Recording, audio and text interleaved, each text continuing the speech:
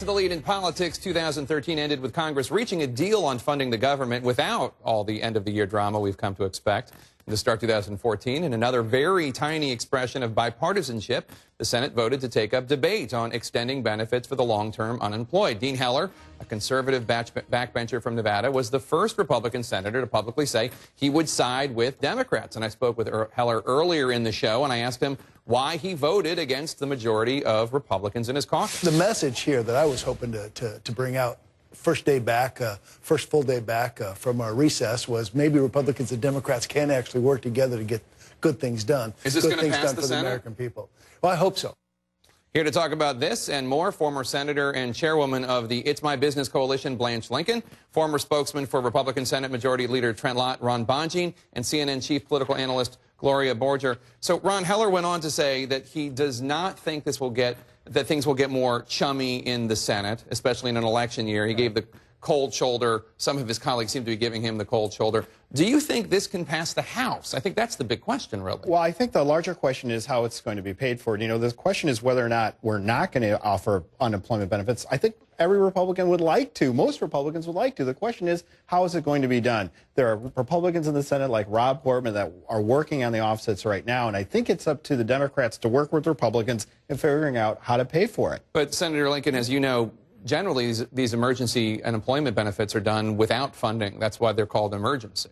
Well, that's true. I think Heller was spot on. I think, you know, the fact is they were just moving to debate. It's time to debate if people want to talk about pay-fors and how they're going to pay for it, put it out in the open.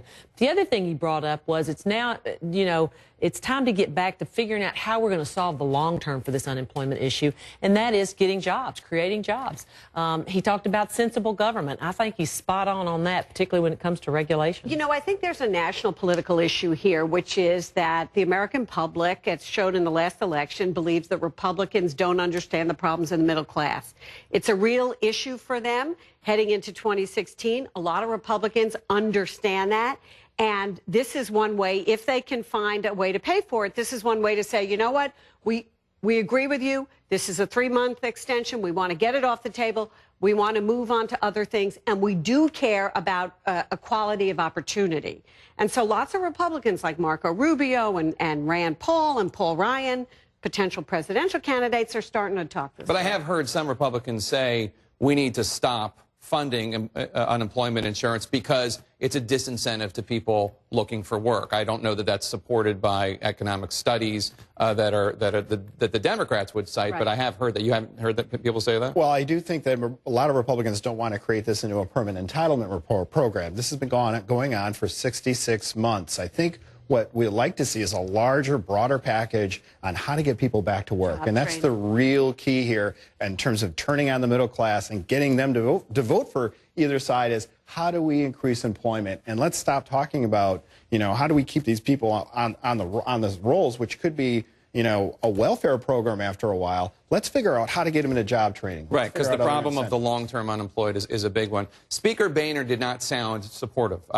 President Obama obviously supported the measure. Here's what Speaker Boehner had to say, quote, "I personally told the White House that another extension of temporary emergency unemployment benefits should not only be paid for, but include something to help put people back to work. To date, the president has offered no such plan." What should the White House, if you were advising President Obama, or if he were watching the lead right now, because we know he loves to watch cable news, what exactly would you tell President Obama they should put in this bill to sweeten the pot to get it through the House?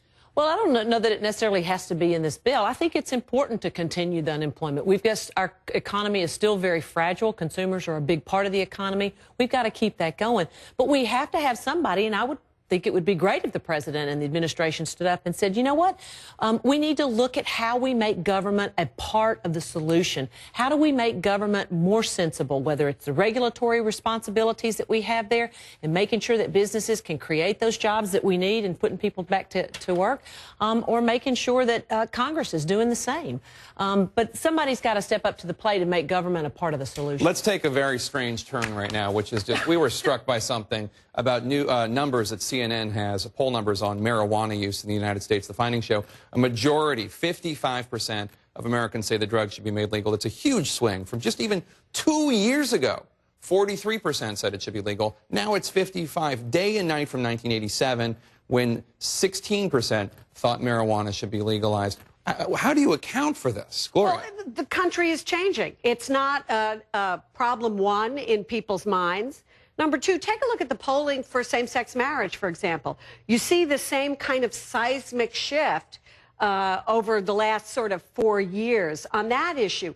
The holdouts here, if you look internally into our poll numbers, are seniors, Republicans, and Southerners. Same thing for same-sex marriage. And you just sort of see the way the country is shifting. So I don't find this really surprising. I think everyone's going to look at the state of Colorado and see how it works there and whether there are ancillary problems that nobody has anticipated. Senator, you're from Arkansas. What do you make of this? 55% to me is just unbelievable. I'm old enough to remember when the number was 16%. But the number for Arkansas was pretty amazing. It was on the ballot. I mean, it only lost by 2 points. It 2 or did? 3 points. Yeah, it was phenomenal. I think what's happening, though, and I'm a bad one to ask because I hate smoke. I just don't like smoke. But obviously, nobody is talking about toking up on the lead. This is not a personal reflection of your Saturday nights. But I also think that you're seeing, too, again, the sensible aspect of this. I mean, you look at the amount of money we're spending on incarceration and a whole host of other things on something like marijuana. And I think people, you're right, people are getting more comfortable not only with this, but they're seeing bigger problems that they want to focus on. Well, I do think that enforcement, really needs to focus on the harder drugs like cocaine, methamphetamines, those type of issues. There are some Republicans, like National Review came out with an editorial recently supporting it. But, it is legalizing marijuana. Legalizing marijuana. It is a surprise. We'll just have to see what happens in Colorado. All right. Thank you so much, Senator Lincoln, Gloria, Ron. Thanks, thank Jake. you so much. Coming up, it may be miserable outside, but at least you've got a new season of Justice.